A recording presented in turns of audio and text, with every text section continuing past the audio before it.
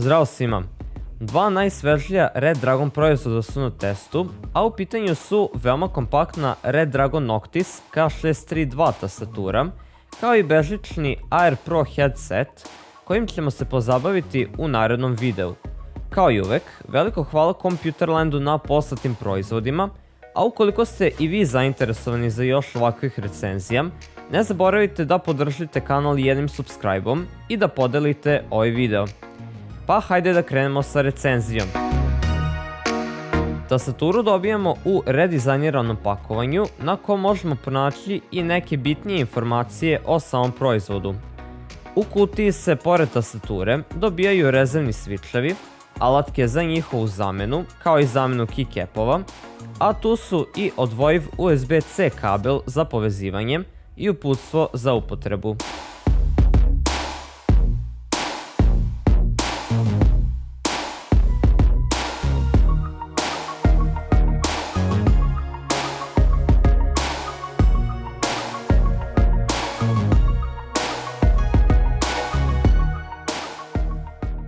Što se tiče same tastature, Redragon Noctis je izrađena u form faktoru od 60%, što je čini veoma kompaktnom i lakom za nošenje.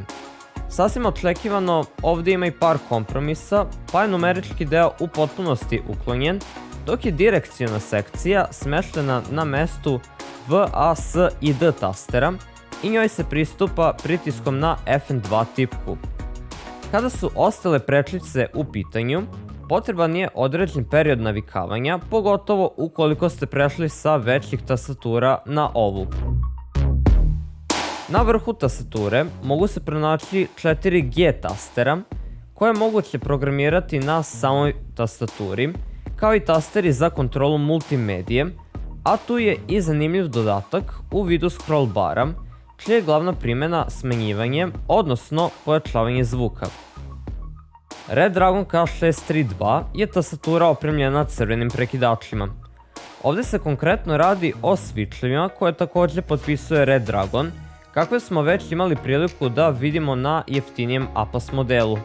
Drugim rečima, karakteriše ih niskoprofilni dizajn, hod od 4 mm, tačka aktuacije koja je na ravno 2 mm, kao i veoma tih zvuk pri kucanju.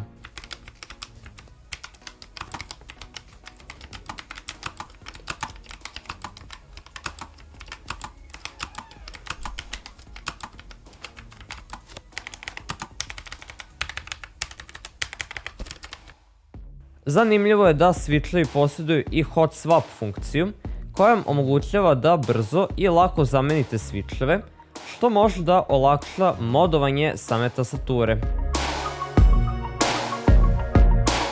Dizajn tastature prati plavi kolorit, pa je tako plate izrađen u teget boji, dok je na keycapovima prisutna kombinacija također teget nijanse na sistemskim tasterima, malo svetlije plave na svim ostalim tasterima, kao i tirkizna varijanta na Escape i Enter dugmetu.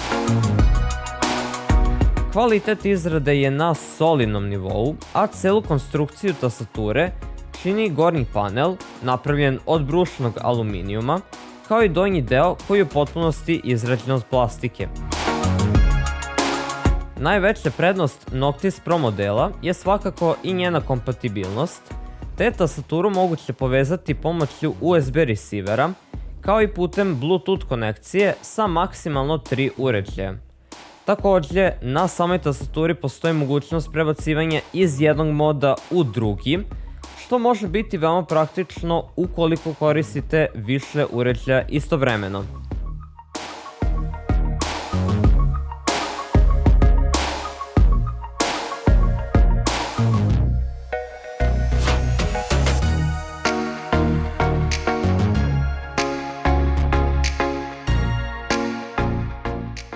Ako ipak preferirate zero lag iskustvo, vredi pomenuti da se tastatura povezuje i putem standardnog USB Type-C kabla, dužine oko 1,5 m. I za kraj par reči o softveru. Sve mogućnosti customizacije se prvenstveno ovdje odnose na osvetljenje, pa tako imamo 21 predefinisan mod, a za svaki od njih postoje opcije regulisanja stepena osvetljenosti, smera i brzine kretanja. Također, tu je i mogućnost definisanja makrokomandi, kao i 3 izmenjiva profila. Ipak, softver je moguće koristiti samo ukoliko ste povezani kablom, pa uzmite u obzir da softver ne prepoznaje tastaturu dok je povezana putem wirelessa ili bluetootha, što je po meni i jedina zamerka koju imam. Sve u svemu, nakon više dana testiranja, Noctis Pro se uz par kompromisa pokazala veoma dobro, pa ukoliko tražite kompaktnu, kvalitetnu i pre svega lepo dizajniranu tastaturu, Noctis Pro bi se definitivno trebali da uzmete u užli izbor.